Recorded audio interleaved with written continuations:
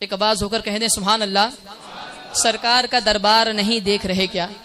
سرکار کا دربار نہیں دیکھ رہے کیا؟ دربار میں دو یار نہیں دیکھ رہے کیا؟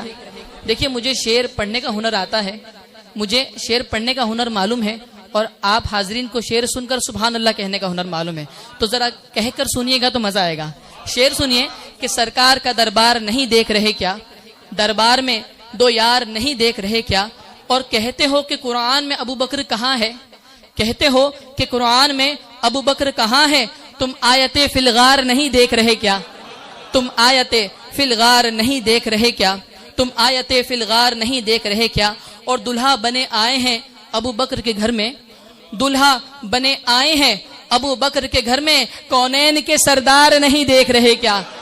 کونین کے سردار نہیں دیکھ رہے کیا؟ اور صدیق امامت پہ ہیں اور مقتدی میں تم, صدیق امامت پہ ہیں اور مقتدیوں میں تم حیدر کرار نہیں دیکھ رہے کیا؟ حیدر کرار نہیں دیکھ رہے کیا؟ اور ہر گھر نہیں اللہ کا گھر ہوتا میرے دوست, ہر گھر نہیں اللہ کا گھر ہوتا میرے دوست, تم مسجد زرار نہیں دیکھ رہے کیا؟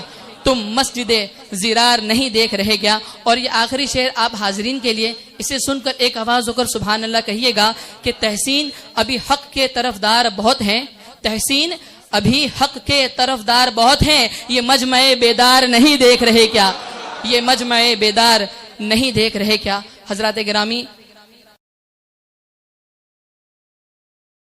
علیہ وسلم کی عظمت, رفعت, شان و شوقت, آپ کے معجزات, آپ کے کمالات کا ذکر سنا. انشاءاللہ تعالی اب خلفۂ راشدین کا ذکر ہوگا.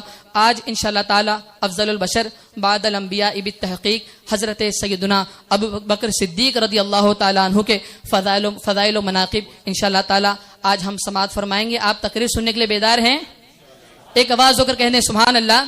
میں بلا تاخیر خطیب باوقار آج کسی وجہ سے قاضی ممبئی محمود علماء مفتی محمود اختر القادر صاحب تشریف نہیں لائے, پر آج ان کے شہزادے مفتی ابن مفتی خلیفہ تاج الشریعہ مفتی مقصود اختر القادر صاحب تشریف لائے ہیں, جو ماشاءاللہ بیان تو اچھا کرتے ہی ہیں, درس بھی بہت اچھا دیتے ہیں, نعت بھی بہت اچھی پڑھتے ہیں اور قرات بھی بڑی اچھی فرماتے ہیں. اور آپ تو جانتے ہیں الحمدللہ ہر سنیچر کو اس مسجد میں ہفتہ واری سنی دینی نشست ہوتی ہے, جس میں حضرت درس جاء الحق فرما کر ہم سبھی کو مستفیض فرماتے ہیں. میں آپ سے بھی یہ گزارش کروں گا اور آن لائن سننے والے سامعین سے بھی یہ گزارش کروں گا کہ ہر سنیچر کو ڈوکیار اور درگاہ مسجد میں لائیو ہفتہ واری سنی دینی نشست بھی ہوتی ہے, اور یہاں پر بھی جو ہے پروگرام منعقد ہوتا ہے. تو آپ حضرات ہر سنیچر تشریف لائیں, اور جو سامعین سن رہے ہیں وہ بھی لائیو جو ہے ہر سنیچر کو ہفتہ واری سنی دینی نشست جو ہے وہ سماعت کریں. آئیے بلا تاخیر میں مفتی مقصود اختر القادری صاحب سے گزارش کروں کرسی خطاب پر تشریف لائیں اس شعر کے ساتھ کہ کمال علم و حکمت کا ملا گلزار ہے سب کو, عقیدت آپ سے رکھتے ہیں ہم, اقرار ہے سب کو, چمن کے ہر شگفتہ گل سے جیسے پیار ہے سب کو, سر محفل صدارت آپ کی سویکار ہے سب کو, سر محفل خطابت آپ کی درکار ہے سب کو. مائک پر مفتی مقصود اختر القادری صاحب. نعرہ تکبیر, نعرہ رسالت, ذکر شہدائے کربلا, نعرہ غوثیہ, خواجہ کا ہندوستان, مسلک اعلی حضرت, شان صدیق اکبر, فیضان حضور تاج الشریعہ, حضور قائد ملت.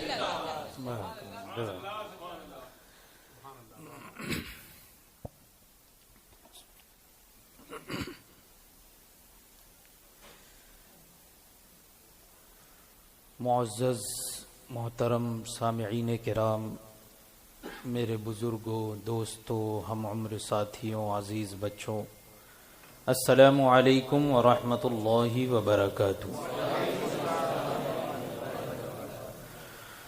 نحمده ونصلي ونسلم على رسوله الكريم, اما بعد فاعوذ بالله من الشيطان الرجيم, بسم الله الرحمن الرحيم. إلا تنصروه فقد نصره الله إذ أخرجه الذين كفروا ثاني اثنين إذ هما في الغار إذ يقول لصاحبه لا تحزن إن الله معنا. صدق الله مولانا العظيم وبلغنا رسوله النبي الأمين الكريم, ونحن على ذلك لمن الشاهدين والشاكرين والحمد لله رب العالمين. آئیے سب سے پہلے آقا نامدار مدنی تاجدار روحی فدا جناب احمد مجتبی محمد مصطفیٰ صلی اللہ تعالی علیہ وسلم کی بارگاہ بے کس پناہ میں ہدیہ درود نچھاور کریں۔ اللہم صلی علی سیدنا و مولانا محمد معدن الجود والکرم وآلہ الکرام وابنہ الکریم وبارک وسلم صلاۃ و سلاما علیک یا سیدی یا رسول اللہ صلی اللہ تعالی علیہ وسلم۔ اللہ تبارک و تعالی کا بے پناہ کرم ہے کہ اس نے ہمیں بہترین امت میں پیدا فرمایا۔ قرآن پاک ارشاد فرماتا ہے کنتم خیر امت اخرجت للناس، تم بہترین امت ہو جو لوگوں کی طرف بھیجی گئی۔ اللہ کا احسان ہے کہ ہم بہترین امت میں پیدا ہوئے، اور یہ افضلیت ہمیں کس کے وسیلے سے ملی ہے؟ جو کہ افضل الانبیاء ہیں، سید الانبیاء ہیں، سرور دو جہاں ہیں، یعنی حضور اقدس صلی اللہ تعالی علیہ وسلم کو تمام انبیاء و مرسلین پر فضیلت حاصل ہے، تو آپ کی امت بھی ساری امتوں پر فضیلت رکھتی ہے۔ سبحان اللہ، سبحان اللہ۔ یہ افضل امت ہے، اور اس امت میں بہت سے اولیاء کاملین، غوث، ابدال، صلحاء، شہداء پیدا ہوئے، لیکن جو صحابہ کرام رضوان اللہ تعالی علیہم اجمعین کی جماعت کو فضیلت حاصل ہے وہ کسی اور کو حاصل نہیں ہے۔ صحابہ کرام رضوان اللہ تعالی علیہم اجمعین اس امت میں سب سے افضل جماعت ہے، اس لیے کہ قرآن پاک نے جا بجا صحابہ کرام رضوان اللہ تعالی علیہم اجمعین کی فضیلت کا تذکرہ فرمایا ہے، کسی ایک جگہ نہیں بلکہ بہت ساری جگہوں پر۔ کہیں یہ ارشاد ہوا کہ والسابقون الاولون من المہاجرین والانصار، اور پہلے ایمان لانے والے مہاجرین اور انصار میں سے، والذین اتبعوہم باحسان، اور وہ لوگ جنہوں نے بھلائی کے ساتھ ان کی پیروی کی، یعنی جو پہلے ایمان لائے اور جو فتح مکہ کے بعد ایمان لائے، ہر ایک کے بارے میں اللہ تبارک و تعالی نے ارشاد فرمایا۔ کیا ارشاد فرمایا؟ لہم جنات تجری تحتها الانہار، کہ ان کے لیے وہ باغات ہیں کہ جن کے نیچے نہریں روا دوا ہیں۔ یہ بھی ارشاد ہوا رضی اللہ عنہم ورضوا عنہ، اللہ ان سے راضی ہے، یہ اللہ سے راضی ہے۔ تمام صحابہ کرام یہاں پر تو بالکل صراحت کے ساتھ اس آیت کریمہ میں ذکر کر دیا گیا کہ چاہے وہ پہلے ایمان لانے والے ہوں کہ بعد میں ایمان لانے والے ہوں، فتح مکہ سے پہلے چاہے وہ مہاجرین میں سے ہوں کہ انصار میں سے ہوں، فتح مکہ سے پہلے وہ ایمان لانے والے ہوں یا فتح مکہ کے بعد ایمان لانے والے ہوں، ہر ایک کے بارے میں اللہ تبارک و تعالی نے قرآن پاک میں ارشاد فرما دیا رضی اللہ عنہم ورضوا عنہ۔ اللہ خود ارشاد فرما رہا ہے کہ میں ان تمام صحابہ سے راضی ہوں۔ اب یہ بتائیے کہ آپ اللہ کی رضا چاہتے ہیں یا نہیں؟ جو اللہ کی رضا چاہتا ہے تو وہ تمام صحابہ سے راضی رہے گا، جو اللہ کو ناراض کرنا چاہتا ہے وہی کسی نہ کسی صحابی پر سب و شتم کے بادل توڑے گا۔ ہم اہل سنت و جماعت ہے الحمدللہ، اور ہم تمام صحابہ سے عقیدت اور محبت رکھتے ہیں، اس لیے کہ اللہ تبارک و تعالی نے خود ارشاد فرما دیا کہ میں ان تمام صحابہ کی جماعت سے راضی ہوں، اس لیے ہم اللہ کی رضا پر راضی ہیں۔ سبحان اللہ، نعرہ تکبیر، نعرہ رسالت، عظمت صحابہ، ذکر حضرت ابوبکر صدیق۔ اللہ کی رضا چاہتے ہو کہ اپنی رضا، اپنی خواہش کے مطابق، کہ فلاں کا فلاں سے اختلاف تھا، فلاں سے جھگڑا ہوا، یا یہ جنگ ہوئی، وہ جنگ ہوئی، ہر ایک کے بارے میں، چاہے یہاں پر میں پھر سے یہ کہہ رہا ہوں کہ اس آیت کریمہ میں بالکل صراحت کے ساتھ ارشاد ہو گیا کیا؟ والسابقون الاولون، یعنی پہلے ایمان لانے والے، من المہاجرین والانصار، چاہے وہ مہاجرین میں سے ہوں کہ انصار میں سے ہو. اور یہ بھی ارشاد ہو گیا والذین اتبعوہم بإحسان، اور بعد میں جن لوگوں نے بھلائی کے ساتھ ان کا اتباع کیا، ان کی پیروی کی، ان کی اطاعت کی. یعنی فتح مکہ کے بعد جو لوگ ایمان لانے والے ہیں تمام صحابہ سے متعلق اللہ تبارک و تعالی نے یہ فضیلت ارشاد فرما دی ہے. یہی نہیں بلکہ جو مہاجرین صحابہ ہیں انہیں انصار صحابہ پر فضیلت ہے. مہاجرین کو انصار صحابہ پر فضیلت ہے. قرآن پاک ارشاد فرماتا ہے الذین آمنوا وہاجروا وجاہدوا فی سبیل اللہ باموالہم وانفسہم اعظم درجۃ عند اللہ. وہ لوگ یعنی وہ صحابہ جو ایمان لائے اور جنہوں نے ہجرت کی اور جنہوں نے اللہ کی راہ میں اپنے مالوں اور اپنی جانوں کے ساتھ جہاد کیا. کیا ارشاد ہوا آگے؟ اعظم درجۃ عند اللہ، اللہ کے نزدیک ان کا بڑا عظیم درجہ ہے. سبحان اللہ. سبحان مہاجرین صحابہ سے متعلق یہ فضیلت پر دلالت کرنے والی یہ آیت کریمہ ہے خاص طور پہ، اس لیے کہ مہاجرین جو مکہ مکرمہ میں تھے انہوں نے صرف اور صرف اللہ اور اللہ کے پیارے حبیب صلی اللہ تعالی علیہ وسلم کی رضا کی خاطر اپنا گھر بار چھوڑ دیا، اپنا مال چھوڑ دیا، اپنی جائیداد چھوڑ دی، اپنی تجارتیں چھوڑ دی، اپنے کاروبار چھوڑ دیے، اپنی اولاد چھوڑ دی، تمام مکانات ہر چیز چھوڑ دی، اور اللہ تبارک و تعالی اور اس کے پیارے حبیب کے حکم پر اور اس کی رضا کی خاطر انہوں نے ہجرت فرمائی. تو اللہ تبارک و تعالی نے ان کے درجات کو سب سے زیادہ بلند بھی فرما دیا. سبحان اللہ. انہیں فضیلت حاصل ہے اس لیے کہ وہ ایمان لائے اور انہوں نے ہجرت کی اور اپنے مال اور جانوں کے ساتھ جہاد کیا. اس آیت کریمہ میں اگر غور کیا جائے تو حضرت سیدنا ابو بکر صدیق رضی اللہ تعالیٰ عنہ سب سے افضل نظر آتے ہیں. اس آیت کریمہ میں ارشاد ہوا الذین آمنوا، وہ لوگ جو ایمان لائے، ایمان لانے میں سب سے پہلے حضرت ابو بکر صدیق ہے. جب حضور اقدس صلی اللہ تعالی علیہ وسلم نے اعلان نبوت فرمایا، ہمارا عقیدہ اور ایمان یہی ہے کہ حضور کو نبوت نہیں ملی بلکہ اعلان نبوت فرمایا. بلکہ حضور تو یہ ارشاد فرماتے ہیں کہ کنت نبیا وآدم بین الروح والجسد، کہ میں اس وقت بھی نبی تھا جب آدم روح اور جسم کے درمیان. سبحان اللہ. نعرہ رسالت، نعرہ رسالت، عظمت مصطفیٰ، ذکر شہدائے کربلا. تو حضور نے جب اعلان نبوت فرمایا، حضرت سیدنا ابو بکر صدیق رضی اللہ تعالی عنہ کہیں تجارت کے لیے گئے ہوئے تھے اور اسی دن واپس آئے. شام ہوئی، انہیں خبر ملی کہ حضور اقدس صلی اللہ تعالی علیہ وسلم نے اعلان نبوت فرمایا ہے. فوراً حضور کی خدمت میں حاضر ہوئے.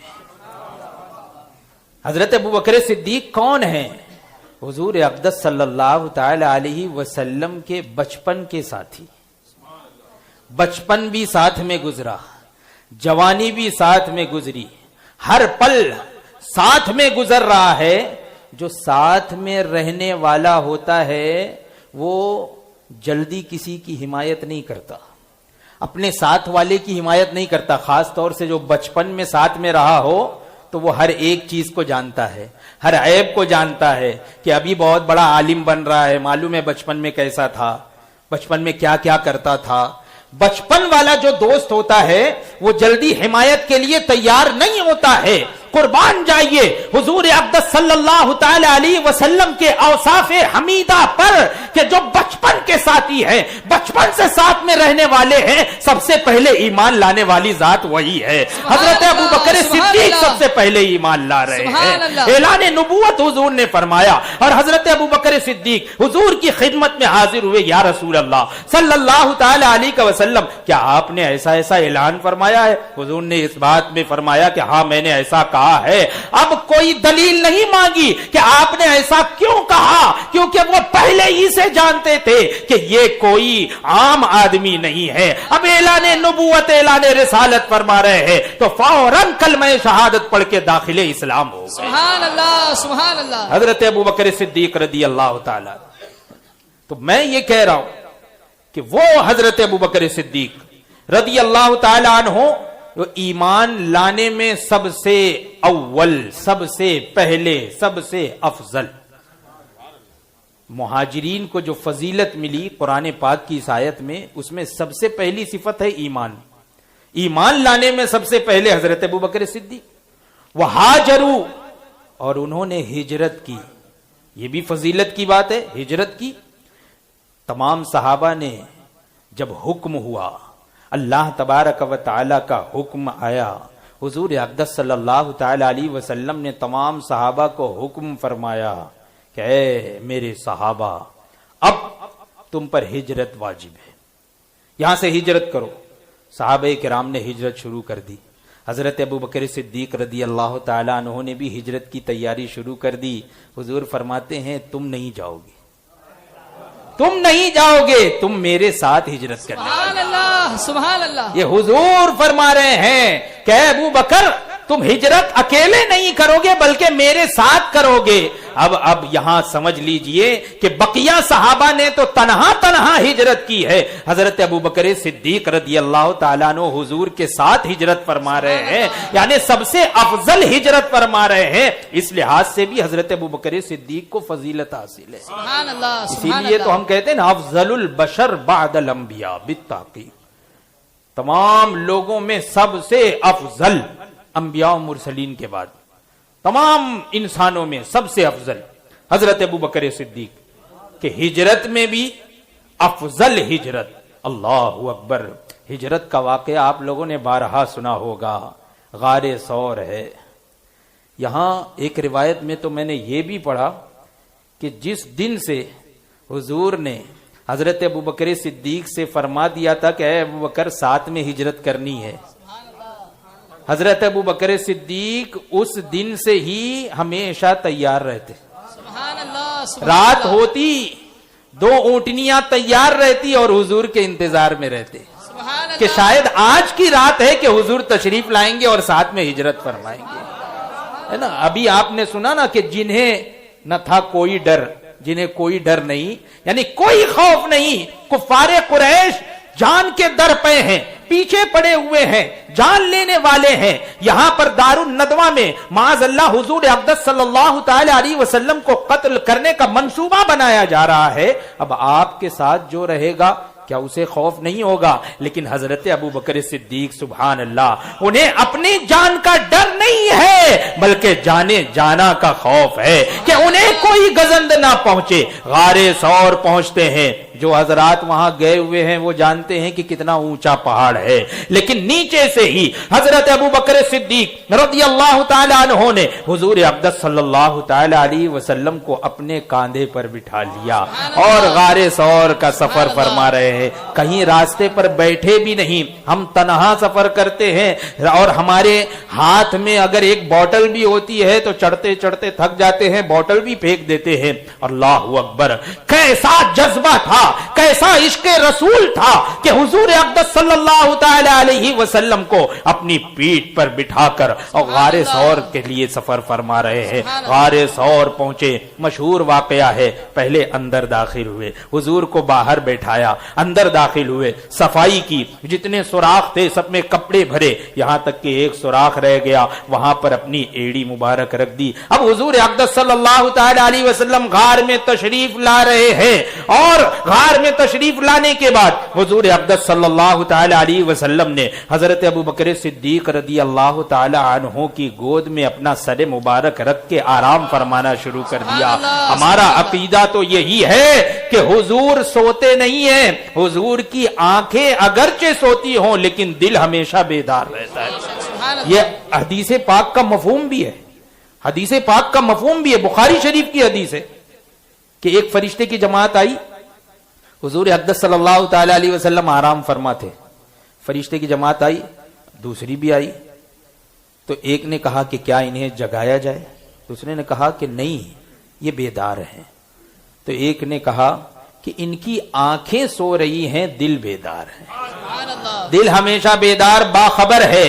تو ہمارا عقیدہ اور ایمان تو یہی ہے کہ حضور جان رہے ہیں، لیکن یہاں پر دیکھیے حضور کا معجزہ، ایک سانپ جو کئی سالوں سے حضور اقدس صلی اللہ تعالی علیہ وسلم کی زیارت کا مشتاق تھا، اب نکلنا چاہا اور اس نے اپنے سر کو حضرت ابوبکر صدیق رضی اللہ تعالی عنہ کے قدم سے رگڑا، زہر لگا، زہر نے اثر کیا اور اس زہر کے اثر کی وجہ سے چند آنسو کی بوندیں حضور اقدس صلی اللہ تعالی علیہ وسلم کے رخسار مبارک پر گر پڑی۔ حضور اقدس صلی اللہ تعالی علیہ وسلم نے آنکھ کھولی، بیدار ہوئے، فرمایا ماجرا کا ہے؟ حضرت ابوبکر صدیق رضی اللہ تعالیٰ عنہ نے ماجرا سنایا کہ سانپ نے ڈس لیا ہے۔ اب حضور نے یہ نہیں ارشاد فرمایا تم نے یہ کیا کیا، اب میں کچھ نہیں کر سکتا، میں تمہاری مدد نہیں کر سکتا، نہیں، اللہ تبارک و تعالیٰ نے اپنے پیارے حبیب صلی اللہ تعالی علیہ وسلم کو وہ قدرت کاملہ عطا فرمائی ہے کہ حضور اقدس صلی اللہ تعالی علیہ وسلم نے فوراً اپنا لعاب دہن وہاں پر لگایا، وہ زہر کافور ہو گیا۔ غار ثور میں اس طریقے سے رات گزری، ایک دن گزرا، یہاں پر دشمن کفار قریش حضور اقدس صلی اللہ تعالی علیہ وسلم کی تلاش میں غار ثور کے دہانے تک پہنچ گئے۔ اب حضرت ابوبکر صدیق رضی اللہ تعالی عنہ کو غم لاحق ہوا، غم لاحق ہوا۔ کس چیز کا خوف ہے؟ اپنی جان کا خوف نہیں ہے، غم کس چیز کا ہے کہ حضور ہے، کہیں حضور پر کوئی پریشانی نہ آ جائے، اس چیز کا غم ہے۔ اس وقت اللہ تبارک و تعالی نے آیت کریمہ نازل فرمائی، الا تنصروا، اگر تم لوگوں نے میرے حبیب کی مدد نہیں کی، فقد نصرہ اللہ، تو بے شک اللہ نے ان کی مدد فرمائی۔ اذا خرجہ الذین کفروا، جبکہ انہیں کافروں کی شرارت کی وجہ سے باہر تشریف لے جانا ہوا، جب باہر تشریف لے گئے، یہاں پر ایک عقیدے کا نقطہ ہے، ایک محبت کا نقطہ ہے۔ واہ، قربان جائیے اعلیٰ حضرت کے ترجمہ کنز الایمان پر کہ اخرجہ، جو لوگ عربی جانتے ہوں گے وہ سمجھ لیں گے کہ اخرجہ کا معنی ہوتا ہے نکالنا، اخرجہ باب افعال سے ہے، اخرجہ یخرج اخراج باب افعال سے، اس کا معنی ہوتا ہے نکالنا۔ بقیہ لوگوں نے، اردو والوں نے ترجمہ یہ کیا کہ جنہیں کافروں نے نکال دیا، لیکن قربان جائیے اعلیٰ حضرت کے ترجمے پر اب انہیں یہ گوارا نہیں ہوا کہ کوئی حضور کو نکالے، تو معنی تو وہی ہے، مفہوم تو وہی ہے، لیکن اس کا ترجمہ کتنے بہترین انداز میں اعلیٰ حضرت فرما رہے ہیں کہ کافروں کی شرارت کی وجہ سے حضور کو باہر تشریف لے جانا ہوا، حضور خود تشریف لے جا رہے ہیں، کوئی نکالنے والا نہیں ہے۔ ان کی شرارت کی وجہ سے، کافروں کی شرارت کی وجہ سے حضور اقدس صلی اللہ تعالی علیہ وسلم باہر تشریف لائے، تو قرآن پاک ارشاد فرماتا ہے اذا خرجہ الذین کفروا ثانی اثنین، دو میں سے دوسرے، جبکہ وہاں کون تھے؟ دو کے دوسرے، یعنی ایک ذات تو حضور اقدس صلی اللہ تعالی علیہ وسلم کی اور دوسری ذات حضرت ابوبکر صدیق کی ہے، اس میں کسی کا بھی اختلاف نہیں ہے، چاہے وہ اپنے آپ کو سنی کہتا ہو یا رافضی کہتا ہو، ہر ایک اس آیت کریمہ میں ثانی اثنین سے مراد جس دوسری ذات کو لے گا وہ حضرت ابوبکر صدیق ہے۔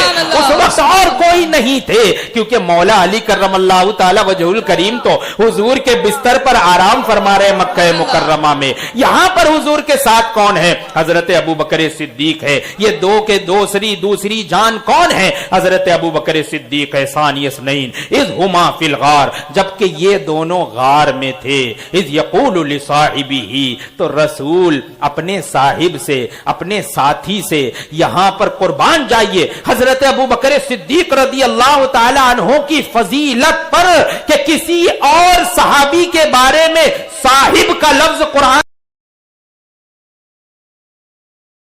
تعالیٰ عنہ کی ذات گرامی ہے کہ جن کے لیے حضور اقدس صلی اللہ تعالیٰ علیہ وسلم کا صاحب قرار دیا گیا ہے، ذکر ذکر فرمایا ہے اذ یقول لصاحبہ، جبکہ رسول نے اپنے صاحب سے کہا، اپنے ساتھی سے کہا. وہ کون صاحب ہے؟ حضرت ابو بکر صدیق ہے. کیا حضور نے ارشاد فرمایا اذ یقول لصاحبہ لا تحزن ان اللہ معنا، غم نہ کرو، خوف نہ کرو، بے شک اللہ ہمارے ساتھ ہے، بے شک اللہ ہمارے ساتھ ہے. فانزل اللہ سکینتہ علیہ، تو اللہ تبارک و تعالی نے اس پر اپنا سکینہ نازل فرما دیا، سکون نازل ہو گیا. اب حضرت ابو بکر صدیق سکون سے ہیں کہ بھلے ہی وہ دشمن دہانے پر آ جائیں، لیکن اب حضور فرما رہے ہیں تو اب کسی غم کی ضرورت نہیں ہے، غم کرنے کی ضرورت نہیں ہے، خوف کرنے کی ضرورت نہیں ہے. یہی نہیں، صرف غار ثور ہی نہیں، بخاری، مسلم، ترمذی شریف کا آپ مطالعہ کریں اور جہاں پر ہجرت کا باب ہے اور ہجرت کا بیان ہے، وہاں پر آپ کو پتا چلے گا کہ حضرت ابو بکر صدیق رضی اللہ تعالی عنہ نے کس طریقے سے حضور اقدس صلی اللہ تعالی علیہ وسلم کے ساتھ ہجرت کا سفر فرمایا ہے. غار ثور کے بعد بھی جب آپ دونوں حضرات آگے چلے اور کوئی ساتھ میں نہیں ہے، حضرت ابو بکر صدیق ہی ساتھ میں ہیں. اور خود حضرت ابو بکر صدیق رضی اللہ تعالیٰ عنہ فرماتے ہیں کبھی میں سواری اپنی حضور کے پیچھے کر لیتا، کبھی حضور کے آگے کر لیتا، کبھی مجھے اندیشہ ہوتا کہ کہیں پیچھے سے تو دشمن نہ آ جائے تو میں پیچھے کر لیتا، رک جاتا، حضور کو آگے جانے دیتا، کبھی فوراً جلدی سے اپنی سواری کو تیز دوڑاتے ہوئے آگے چلا جاتا، آگے دیکھتا کہ کوئی دشمن نہیں ہے. اس طریقے سے آپ نے ہجرت کا سفر فرمایا ہے. تو میں یہاں پر یہ صرف بتانا چاہتا ہوں کہ حضرت ابو بکر صدیق رضی اللہ تعالی عنہ نے ہجرت حضور اقدس صلی اللہ تعالی علیہ وسلم کے ساتھ کی ہے، تو یہ افضل ہجرت ہے. اور اس افضل ہجرت کی وجہ سے بھی حضرت ابو بکر صدیق رضی اللہ تعالی عنہ کی فضیلت ثابت ہوئی. سبحان اللہ، سبحان اللہ. ہجرت میں بھی فضیلت. اور آگے ارشاد ہوا جاہدوا فی سبیل اللہ باموالہم وانفسہم، اور جن لوگوں نے جہاد کیا اللہ کی راہ میں اپنے مال سے اور اپنی جان سے. تو دیکھیے اس میں بھی سب سے بڑھ چڑھ کے حضرت ابو بکر صدیق ہے. جہاں جان دینے کی ضرورت ہوئی جان بھی پیش کر دی.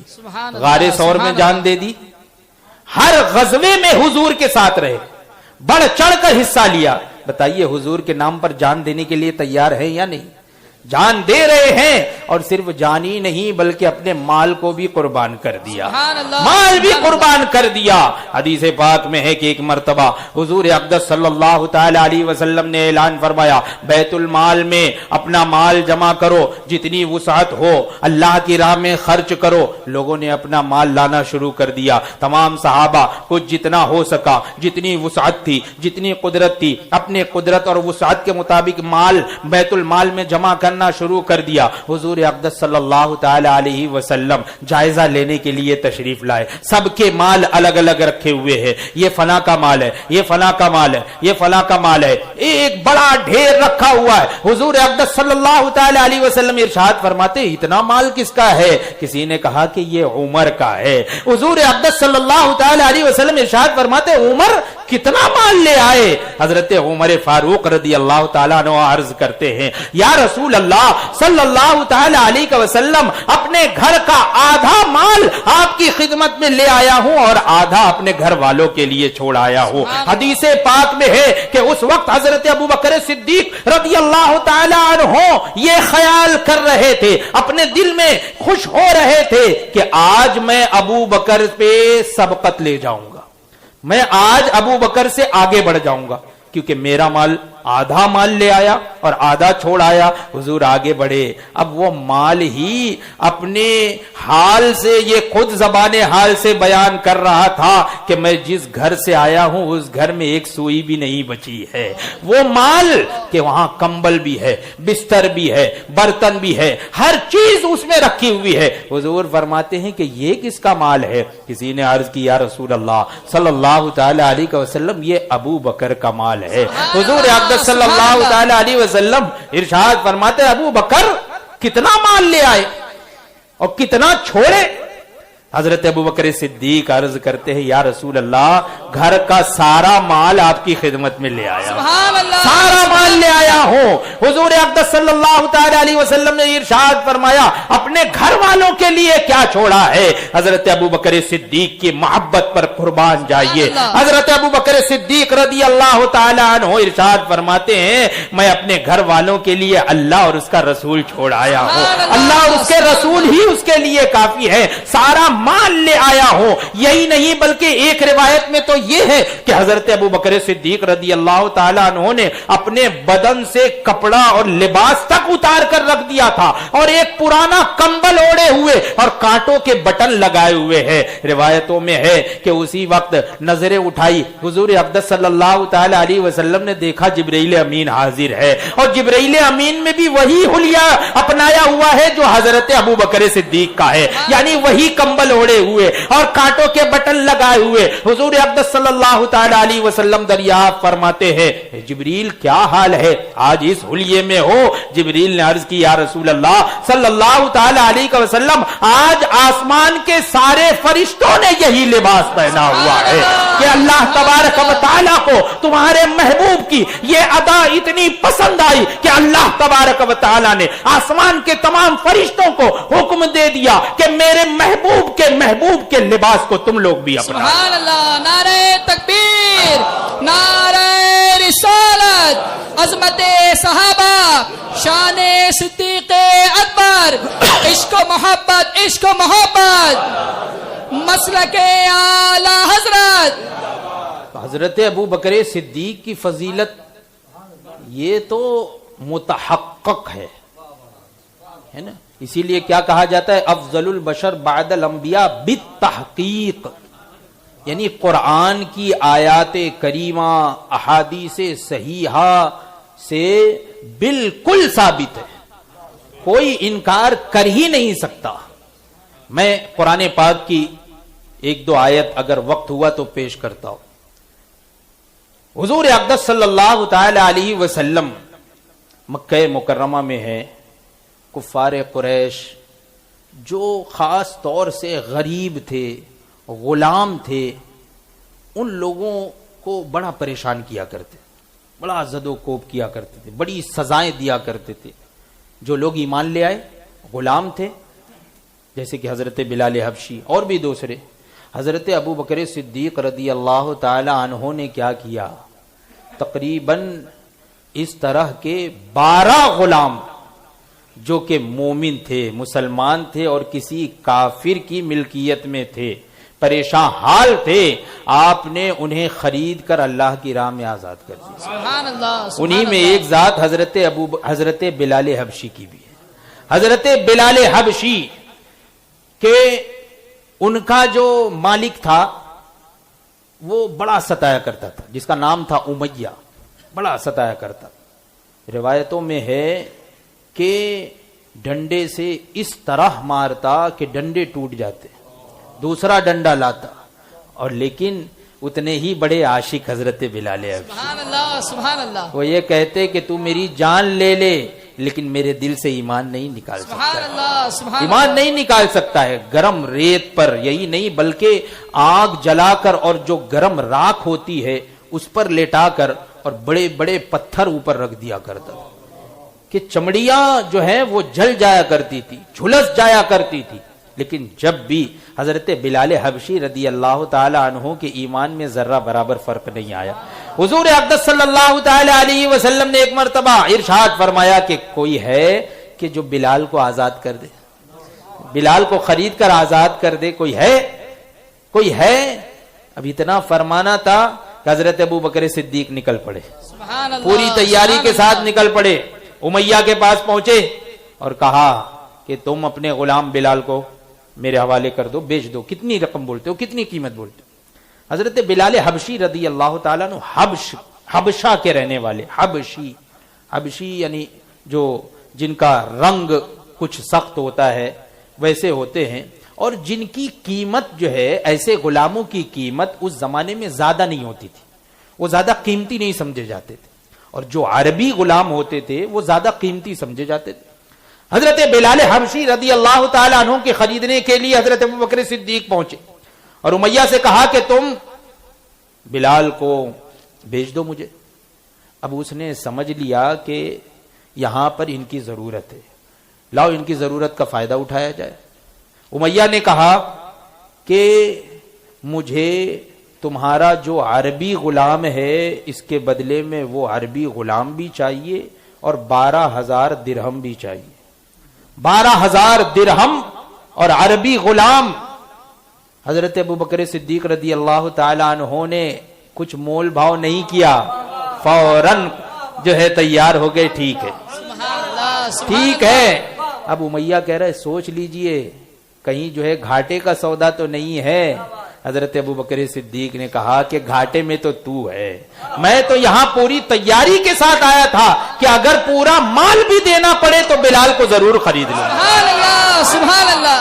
اب یہاں اپنے عربی غلام کو جو کہ کافر تھا, کافر کے پاس چلا گیا, مسلمان کے پاس. سبحان اللہ, سبحان اللہ. حضرت ابوبکر صدیق رضی اللہ تعالی عنہ حضرت بلال حبشی کے ساتھ حضور اقدس صلی اللہ تعالی علیہ وسلم کی خدمت میں حاضر ہوئے تو حضور اقدس صلی اللہ تعالی علیہ وسلم نے اس وقت ارشاد فرمایا ابو بکر آدھی رقم مجھ سے لے لو, آدھی رقم مجھ سے لے لو. لیکن حضرت ابوبکر صدیق رضی اللہ تعالیٰ عنہ عرض کرتے یا رسول اللہ یہ سب مال آپ ہی کا تو ہے, یہ سب مال آپ ہی کا تو ہے, یہ آپ ہی پر قربان ہے. اور اسی وقت حضرت بلال حبشی رضی اللہ تعالیٰ عنہ کو اللہ کی راہ میں آزاد فرما دیا. تو حضرت بلال حبشی رضی اللہ تعالیٰ عنہ کو آزاد کیا.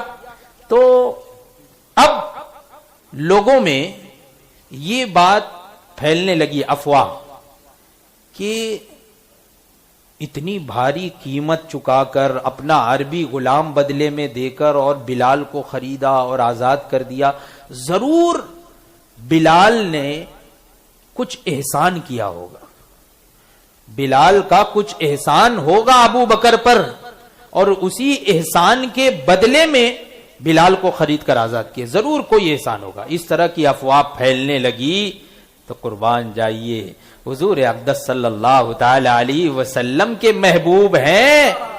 تو اب اللہ تبارک و تعالی آیت کریمہ نازل فرماتے ہیں. اللہ تبارک و تعالی نے آیت کریمہ نازل فرمائی کیا, وَسَيُجَنَّبُهَا الْأَتْقَى, ان قریب یہ جہنم سے دور کر دیا جائے گا. کون؟ الاتقا, جو کہ اتقا ہے, جو کہ اتقا ہے. اتقا یہ اس میں تفضیل ہے, عربی میں اس میں تفضیل کا لفظ ہے, یعنی اس کا معنی ہوتا ہے سب سے بڑا متقی.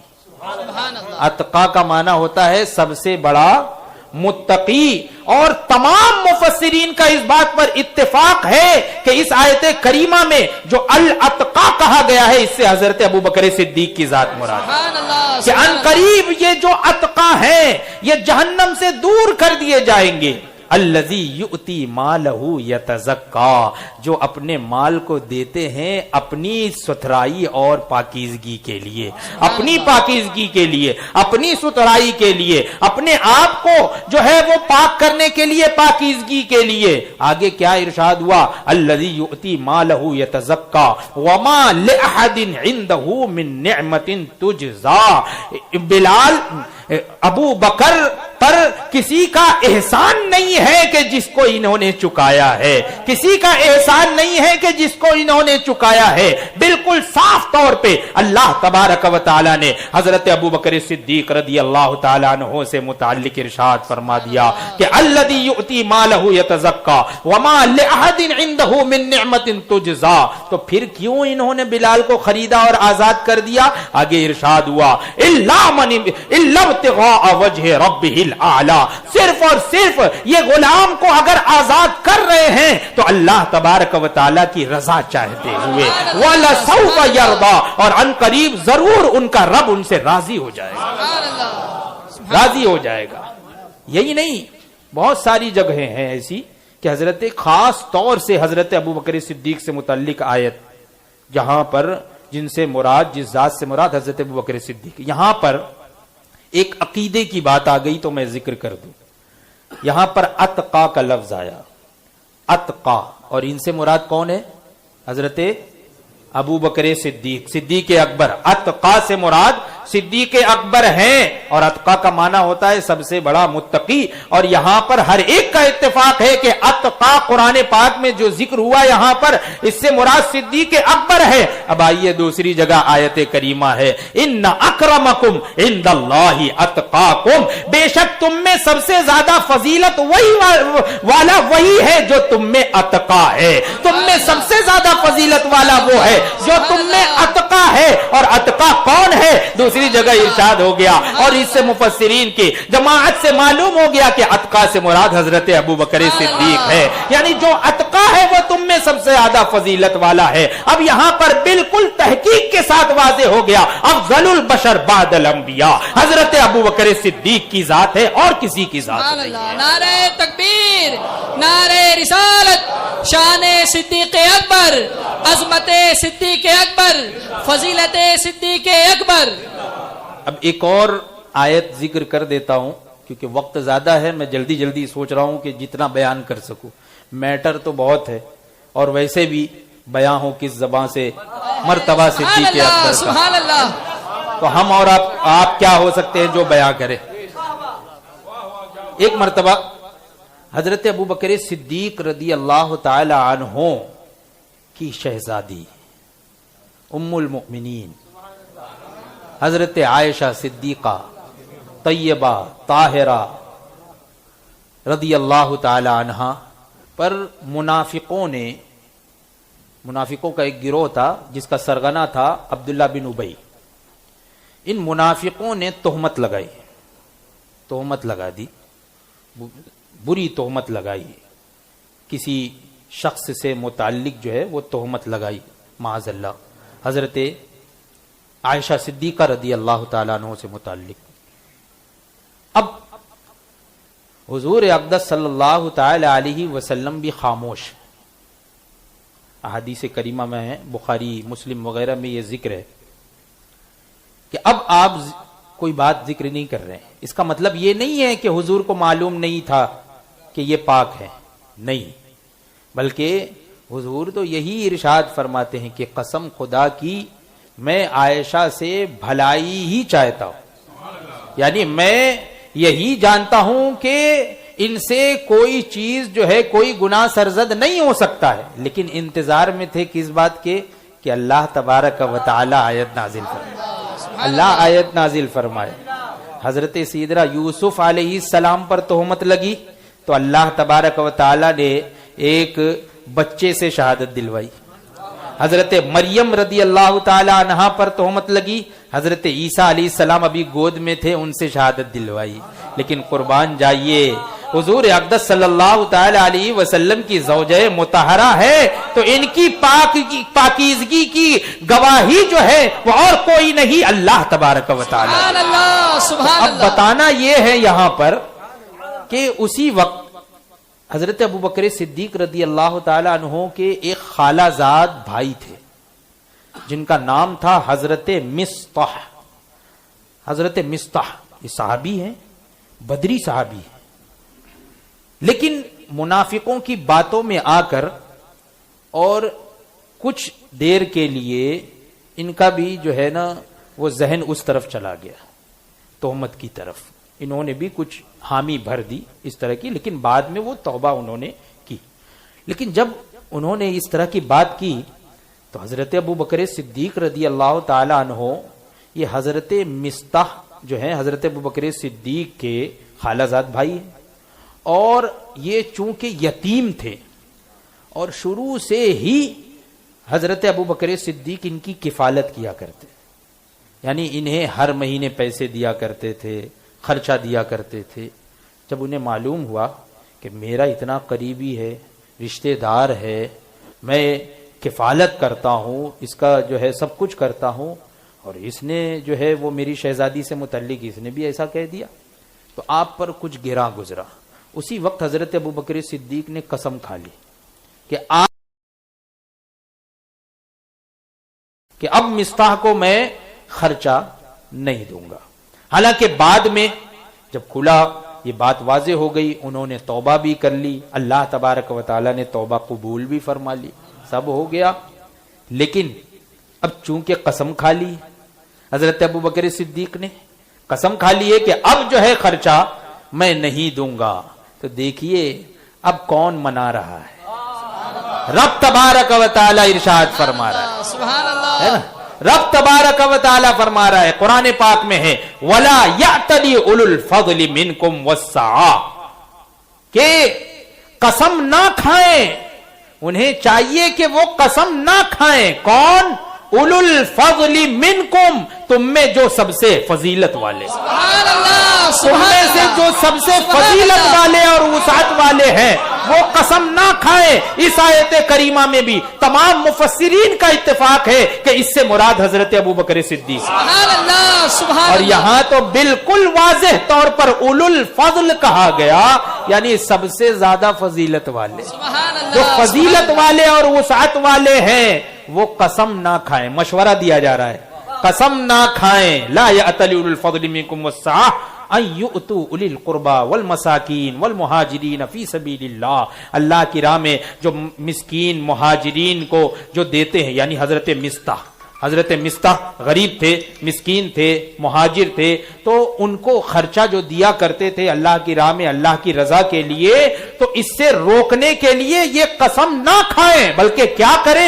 وَلْيَعْفُوا وَلْيَصْفَحُوا، چاہیے کہ وہ انہیں معاف کر دے، سبحان اللہ، انہیں درگزر کر دے، انہیں معاف کر دے۔ یہاں پر اللہ تبارک و تعالی مشورہ دے رہا ہے حضرت ابو بکر صدیق کو، بتانا یہ ہے کہ اس آیت کریمہ میں بھی اولو الفضل کہا گیا حضرت ابو بکر صدیق کو۔ اس آیت کریمہ سے بھی حضرت ابو بکر صدیق کی فضیلت کا اظہار ہوتا ہے۔ ایک مرتبہ حضرت عائشہ صدیقہ رضی اللہ تعالی عنہا حضور اقدس صلی اللہ تعالی علیہ وسلم کے ساتھ رات کا وقت ہے، آسمانوں کی طرف نظر کر رہے ہیں، یہاں تک کہ حضرت عائشہ صدیقہ رضی اللہ تعالی عنہا عرض کرتی ہے یا رسول اللہ، کیا ان تاروں کے مقدار کے مطابق، تعداد کے مطابق بھی کسی کی نیکیاں ہیں؟ ان کی تعداد کے برابر بھی کسی کی نیکی ہے؟ حضور اقدس صلی اللہ تعالی علیہ وسلم نے فرمایا ہاں ہے۔ حضرت عائشہ نے فرمایا وہ کون ہے؟ تو حضور اقدس صلی اللہ تعالی علیہ وسلم ارشاد فرماتے ہیں وہ عمر ہے، سبحان اللہ، عمر ہے کہ ان کی نیکیاں یہ تاروں کے برابر، تاروں کی تعداد کے برابر۔ حضرت عائشہ خاموش ہو گئی، حدیث میں ہے حضرت عائشہ خاموش ہو گئی۔ حضور نے دریافت فرمایا تم نے یہ سوال کیوں کیا؟ حضرت عائشہ فرماتی ہے میں نے یہ خیال کیا کہ شاید آپ میرے والد گرامی کا نام لیں گے، شاید آپ میرے والد کا نام لیں۔ حضور اقدس صلی اللہ تعالی علیہ وسلم ارشاد فرماتے ہیں کہ ابو بکر کی وہ نیکی جو ہجرت کے وقت انہوں نے کی ہے، وہ نیکی، ایک نیکی ہی ابو بکر کی ساری نیکیوں کے برابر، سبحان اللہ، سبحان ساری نیکیوں کے برابر وہ ایک نیکی حضرت ابو بکر کی۔ بتائیے کتنی فضیلت ہے۔ اور یہی نہیں بلکہ حضرت مولا علی کرم اللہ تعالی وجہ الکریم سے کسی نے پوچھا حضرت ابو بکر صدیق سے متعلق، تو مولا علی کیا فرماتے ہیں کہ حضور نے جنہیں دین کا ہمارے لیے امام بنا دیا، ہم نے انہیں دنیا کا امام بنا دیا۔ سبحان اللہ، سبحان دین کا امام تو دنیا کا امام۔ حضور اقدس صلی اللہ تعالی علیہ وسلم نے ظاہری حیات کے آخری دنوں میں، آخری اوقات میں تقریباً 17 نمازوں کے لیے امامت کا کسی اور کو حکم نہیں دیا، حضرت سیدنا ابو بکر صدیق کو حکم دیا۔ بلکہ یہی نہیں، آخری بات میں ذکر کر دوں کہ حضرت ابو بکر صدیق رضی اللہ تعالی عنہ کی امامت کے ساتھ حضور نے بھی نماز پڑھی، حضور نے بھی نماز پڑھی، اقتدا میں نہیں، لیکن حضرت ابو بکر صدیق کی امامت کے ساتھ۔ کس طور پر؟ حضور علالت کا موقع ہے، دن ہے، وہ وقت ہے، اچانک صحابہ کرام، 2 صحابہ کے ساتھ جو ہے وہ سہارا دیے ہوئے 2 صحابہ کرام حضور کو لے کر آئے مسجد میں، نماز شروع ہے۔ جو لوگ گئے ہوں گے وہ جانتے ہوں گے کہ مسجد نبوی شریف جو پرانی ہے مسجد نبوی، تو ممبر اس طرف ہے، محراب شریف ادھر ہے، اور حجرہ عائشہ اس طرف ہے آگے کی طرف، یعنی حجرہ عائشہ کھلے پہلی صف سے ہی جو ہے وہ صف سے مصلی امامت پر آ جائے۔ حضور اقدس صلی اللہ تعالی علیہ وسلم حجرہ عائشہ سے باہر تشریف لائے، حضرت ابو بکر صدیق امامت فرما رہے ہیں، عین امامت کے دوران ہی حضرت ابو بکر صدیق حضور کی طرف گھوم گئے. بتائیے نماز ہو رہی ہے, اللہ کی عبادت ہو رہی ہے, لیکن حضور کو دیکھا تو گھوم گئے. سبحان اللہ. حضور نے ہاتھ سے اشارہ فرمایا, یعنی نماز پڑھاتے رہو. دیکھیے یہاں جو لوگ جو بدبخت ہیں جو یہ کہتے ہیں معاذ اللہ کہ حضور اقدس صلی اللہ تعالی علیہ وسلم کا خیال نماز میں آ جانا یہ گدھے کے خیال لانے سے بدتر ہے معاذ اللہ. میں تو یہ کہتا ہوں ان صحابہ کرام کی نماز کو دیکھو, بلکہ یہ کہتا ہوں کہ بغیر حضور کے خیال لائے ہوئے نماز مکمل ہی نہیں ہو. سبحان اللہ. یہاں دیکھیے کہ حضور کا خیال بھی آ رہا ہے, نہیں بلکہ حضور کی زیارت بھی کر رہے ہیں. حضور نے اشارہ فرما دیا. حضرت ابو بکر صدیق اب امامت جاری ہے. حضور اقدس صلی اللہ تعالی علیہ وسلم تشریف لائے اور حضرت ابو بکر صدیق رضی اللہ تعالی عنہ کے بغل میں تشریف فرماؤ. بیٹھ گئے اور نماز شروع ہو گئی. اب محدثین فرماتے ہیں کہ یہاں حضور اقدس صلی اللہ تعالی علیہ وسلم حضرت ابو بکر کی امامت فرما رہے اور حضرت ابو بکر تمام صحابہ کی امامت فرما رہے ہیں. اسی سے اشارہ مل گیا کہ حضور اقدس صلی اللہ تعالی علیہ وسلم نے اپنا خلیفہ حضرت ابو بکر کو بنایا اور حضرت ابو بکر تمام صحابہ کی امامت فرما رہے ہیں. اسی لیے مولا علی ارشاد فرماتے ہیں کہ حضور نے جنہیں دین کا ہمیں امام بنا دیا, ہم نے دنیا کا امام سے چن لیا, تو وہ حضرت ابو بکر صدیق رضی اللہ تعالیٰ عنہ ہے. بیاں ہو کس زبان سے مرتبہ صدیق اکبر کا کہ یار غار محبوب خدا صدیق اکبر کا. وآخر دعوانا ان الحمدللہ رب